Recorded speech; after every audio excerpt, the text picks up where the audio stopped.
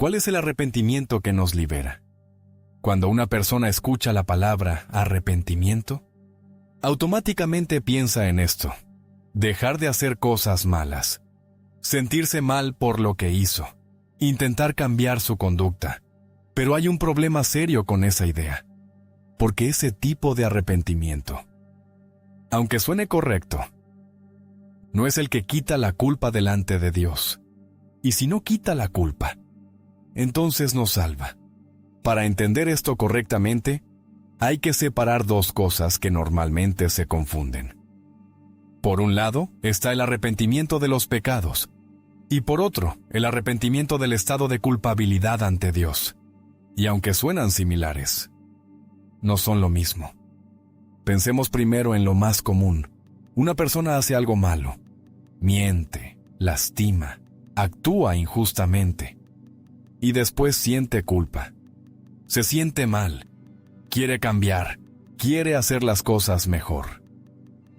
Eso es lo que la mayoría llama arrepentimiento.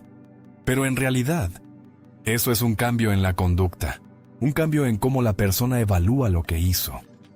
Ahora, esto puede parecer correcto, pero no resuelve el problema principal, porque el problema no es solamente lo que hiciste, sino lo que eres delante de la justicia. Veámoslo con un ejemplo claro. Una persona comete un delito, luego se arrepiente del acto cometido, llora, dice que no lo volverá a hacer. La pregunta es, ¿eso elimina su culpa legal? No. Puede cambiar su actitud, pero sigue siendo culpable. Esto es clave, el arrepentimiento de conductas o arrepentimiento de los pecados. No elimina la culpa, solo modifica la disposición de la persona. Ahora llevemos esto al plano espiritual. Muchas personas creen que, si se arrepienten de sus pecados, Dios puede pasar por alto la culpa de esos pecados. Pero pensemos esto con lógica. Si alguien es culpable, ¿puede quedar libre solo porque se siente mal por lo que hizo? No puede, porque eso rompería la justicia. Aquí aparece el punto central. El verdadero problema no es simplemente lo que haces, sino tu estado de culpabilidad delante de Dios. Entonces, ¿qué es el arrepentimiento que salva? No es el arrepentimiento de los pecados, es el arrepentimiento del estado de culpabilidad ante la justicia, en este caso ante los estándares de justicia que el Dios de la Biblia nos muestra. Esto significa algo muy específico: reconocer que eres culpable, no en función de lo que sientes, sino en función de lo que realmente eres delante de la justicia. No se trata de decir, me siento mal por lo que hice. Se trata de decir, soy culpable, y no puedo justificarme en mis méritos. Esto es más profundo, porque no depende de emociones, no depende del remordimiento, depende de reconocer una realidad. Y aquí hay una distinción clave. No es lo mismo remordimiento que reconocimiento. El remordimiento pertenece al ámbito emocional. Puedes sentirte mal, puedes sentir culpa, puedes incluso cambiar conductas, y aún así, no haber entendido tu verdadera condición. El reconocimiento, en cambio, es un cambio de pensamiento.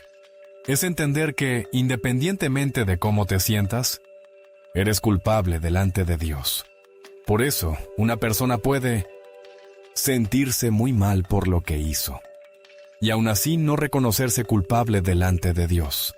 O puede reconocer su culpabilidad, aunque no experimente un gran remordimiento emocional. Ejemplo claro. Alguien puede decir, sí, estuvo mal lo que hice, pero no es tan grave. No creo que merezca ese castigo. No me parece justa la consecuencia. Esa persona reconoce el error, pero rechaza su culpabilidad real. Y ese es el punto donde muchos se detienen. Reconocen acciones, pero no reconocen su estado. Ahora avancemos. Si ya entendemos que somos culpables, surge una pregunta inevitable. ¿Qué hacemos con esa culpa? Y aquí vuelve un principio fundamental.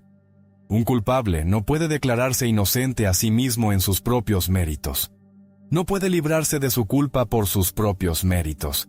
Entonces, si el arrepentimiento de conductas no resuelve el problema, y el esfuerzo personal tampoco, ¿cuál es la solución? La respuesta es esta: Cristo. Pero hay que entender esto con precisión. Cristo no es solo un ejemplo moral. No es solo alguien que enseñó a vivir mejor. Cristo es el sustituto, el que tomó el lugar del culpable, el que cargó con la culpa, el que pagó la consecuencia correspondiente. Esto significa que la justicia no se ignora, se cumple, pero no en ti, sino en Él. Y aquí aparece el verdadero arrepentimiento que salva. No es dejar de hacer cosas malas, no es prometer que vas a cambiar, es dejar de confiar en tus propios méritos, es reconocer que, por ti mismo, no puedes librarte de la culpa que cargas, y que tu única esperanza es que otro cargue con esa culpa y pague la consecuencia por ti. Esto cambia completamente el enfoque, porque ya no se trata de lo que tú haces, sino de lo que Cristo hizo. Y aquí es donde la aclaración es clave. Si los pecados fueran perdonados simplemente porque una persona se arrepiente de ellos, sin que la consecuencia sea pagada, eso sería una injusticia. La persona puede ser perdonada en un sentido físico o moral, pero la culpa generada por sus pecados no desaparece por sí sola. Debe ser resuelta, debe ser pagada, porque toda injusticia tiene una consecuencia. Y si esa consecuencia se ignora, la justicia deja de existir. Se perdona al pecador, pero no al pecado. Consiste en que la culpa de los pecados o injusticias ya fue pagada. Y lo único que se requiere de tu parte es reconocer tu condición. Reconocer que eres culpable. Reconocer que no puedes salvarte por ti mismo. Reconocer que necesitas un sustituto. Eso es el arrepentimiento que salva. Un cambio de pensamiento. Dejar de confiar en ti y depender completamente de Cristo. Y esto lleva a la pregunta más importante. No si te sientes mal por lo que hiciste. No si estás intentando cambiar tu conducta, sino esto. ¿Ya reconociste que, por tus propios méritos, sigues siendo culpable delante de Dios?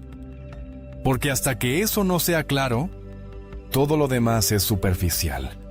Pero cuando eso se entiende, todo cambia, porque dejas de mirar lo que puedes hacer y empiezas a depender de lo que ya fue hecho por ti.